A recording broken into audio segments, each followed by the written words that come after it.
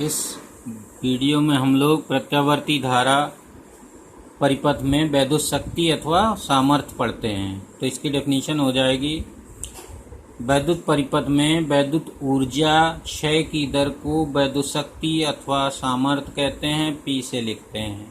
तो ये पी हो जाएगा।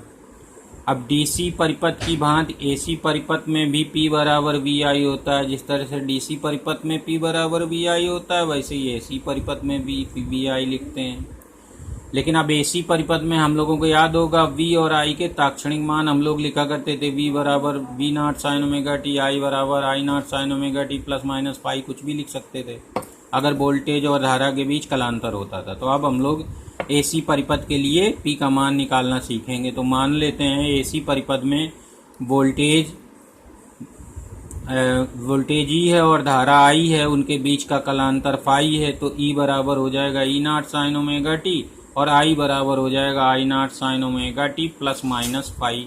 क्योंकि हम लोगों ने यहाँ फाई का जिक्र किया, कलांतर का, हम लोगों ने अग्रगामी पश्चगामी की जिक्र नहीं किए। अगर हम E को अग्रगामी लेते हैं, I को पश्चगामी कहा जाएगा, तो यहाँ पर माइनस फाई लिखा जाएगा, और अगर I को अग्रगामी कह लेंगे तो यहाँ प्लस फाई, इसलिए दोनों यहाँ पर लिख लेंगे। अब हम लोग एसी परिपथ में वैद्युत शक्ति क्षय निकालने के लिए P बराबर VI की जगह EI लिख लेंगे, क्योंकि हम लोगों ने इसमें वोल्टेज को E से लिख रखा है। चाहे जो कुछ लिखिए चलेगा, क्योंकि कुछ किताबों में VI से लिखते हैं। तो EI हो जाएगा। अब E और I का मान रख लेंगे और इसमें से एक साइन ले लेंगे, कोई भी, चाहे प्लस वाला ले लीजिए चाहे माइनस वाला। अब इसमें अगर हम प्लस वाला साइन ले लेते हैं तो इसको साइन A प्लस बी फार्मूले से तोड़ देते हैं। तो साइन A कॉस B होता है, यहाँ जाएगा sine omega T cos phi plus cos omega T sine phi आ जाएगा। अब इस साइन ओमेगा टी बाहर वाले का इसका अंदर गुणा कर लेंगे, तो आ जाएगा sine square omega T cos phi plus sine omega T cos omega T sine phi. यहाँ अब इसकी जगह हम 1/2 यानी यहाँ पर 2 से भाग देंगे, 2 से गुणा करेंगे, तो ऊपर वाला 2 sign omega T cos omega T हो जाएगा साइन 2 ओमेगा टी, और नीचे 2 बच जाएगा। वो फार्मूला होता है एक गणित का, तो याद आ जाएगा। तो इस तरह से जो प्रत्यावर्ती धारा परिपथ होते हैं उसमें वैद्युत शक्ति जो होता है P बराबर E0 IRMS ब्रैकेट के अंदर sine square omega T cos phi plus half sine 2 omega T sine phi. अब हम लोग एक पूरे चक्र के लिए, एक पूरी साइकिल के लिए, यानी ये याद है ना, साइकिल आदि ऊपर पॉजिटिव हाफ साइकिल होती है, नीचे नेगेटिव हाफ साइकिल, पूरे को मिला के एक साइकिल कहा जाता है। एक आवर्तकाल के दौरान जो वोल्टेज और धारा का मान बदलता है। तो इस तरह से हम एक पूरी साइकिल के लिए जब हम औसत वैद्युत शक्ति क्षय निकालेंगे तो उसको P बार से लिखेंगे। और P बार लिखने का मतलब, P बार का मतलब होता है इस बार का, ये जो लाइन ऊपर बनी है उसका मतलब है एक साइकिल के लिए औसत मान। तो यहाँ पर एक साइकिल के लिए औसत मान लगा लेंगे, साइन स्क्वायर ओमेगा टी के ऊपर लगा लेंगे और साइन 2 ओमेगा टी के ऊपर, यानी जो जिनमें ओमेगा टी है उनके ऊपर बार इधर लग जाएगा और P बार इधर लगेगा।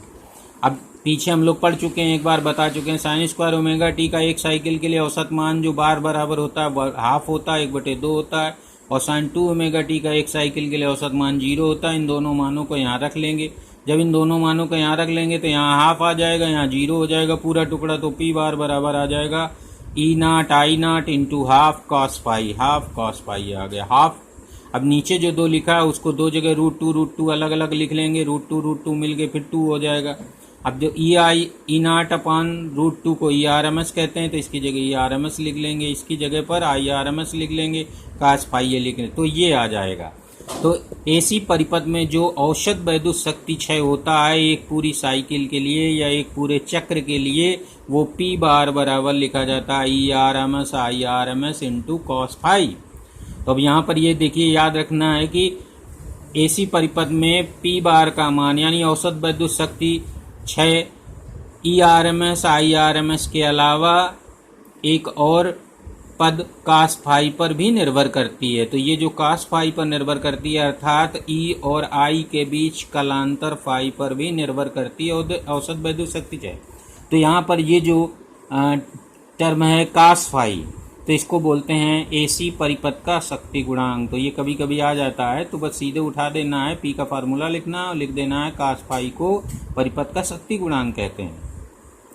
अब इसमें अब हम लोगों को याद है कि अलग अलग परिपथों में जो हम लोग 7 परिपथ पढ़े थे, उनमें V और I के बीच वोल्टेज, परिणामी वोल्टेज V धारा I के बीच कलांतर फाई अलग अलग था, तो जब अलग अलग होगा तो कास फाई का मान भी अलग अलग होगा, तो P बार का मान भी अलग होगा। यानी सारे प्रत्यावर्ती धारा परिपथों में जो विद्युत शक्ति क्षय होता है, विद्युत शक्ति का ह्रास होता है पूरी साइकिल के लिए, वो अलग अलग होता है। अब हम लोग विभिन्न प्रकार के प्रत्यावर्ती धारा परिपथ जो पढ़ चुके हैं उनमें हम लोग फिर समझेंगे।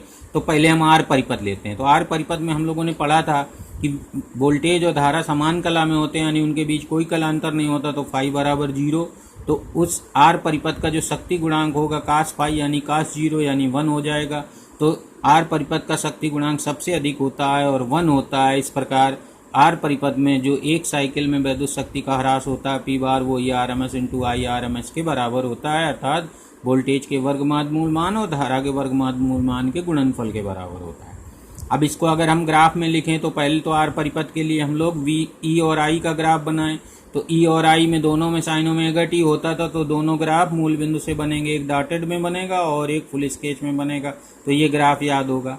अब यहाँ पर देखिए, अब यहाँ पर ऊपर वाली पॉजिटिव हाफ साइकिल में दोनों का मल्टीप्लाई करेंगे, VRMS और IRMS, क्योंकि एक E का फार्मूला है, एक I का फार्मूला, तो दोनों का पॉजिटिव आएगा आंसर। तो P बार का जो ग्राफ बनेगा वो ऊपर ही बनेगा, पॉजिटिव में बनेगा, तो ऊपर को ये बना दिया गया है। उसके बाद जब ये दोनों नेगेटिव होंगे, नीचे जाएंगे, तब जब गुणा करेंगे तो फिर पॉजिटिव आएगा, तो P का ग्राफ फिर ऊपर बनेगा। यानी P का ग्राफ आर परिपथ में जो धनात्मक बनता है, धनात्मक साइड में रहता है। यहाँ पर जो पॉजिटिव साइड ये है और नेगेटिव साइड ये है, तो ऊपर वाले इस उसमें रहता है क्वाड्रेंट में, तो ऐसे बन जाएगा।